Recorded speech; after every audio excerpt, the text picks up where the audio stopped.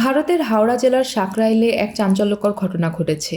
এক নারী তার স্বামীকে কিডনি বিক্রি করতে বাধ্য করেছে। স্ত্রীর দাবি ছিল তাদের মেয়ে যাতে ভালো পড়াশোনা করতে পারে, ভালো বিয়ে হয়, সে কারণে তার স্বামীকে কিডনি বিক্রি করতে হবে।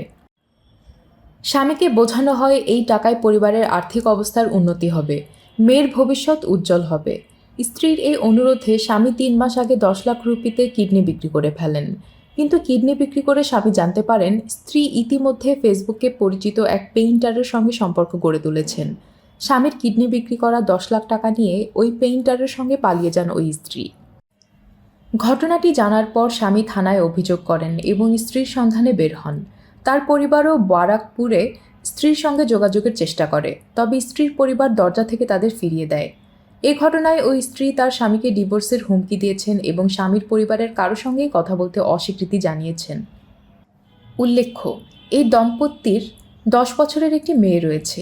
এ ঘটনায় তদন্ত করছে পুলিশ। যদিও ভারতে 1994 সাল থেকে মানব অঙ্গের বেচাকেনা বেআইনি, তবে দানকারীর অভাবে এখনও অঙ্গ বেচাকেনা অব্যাহত রয়েছে।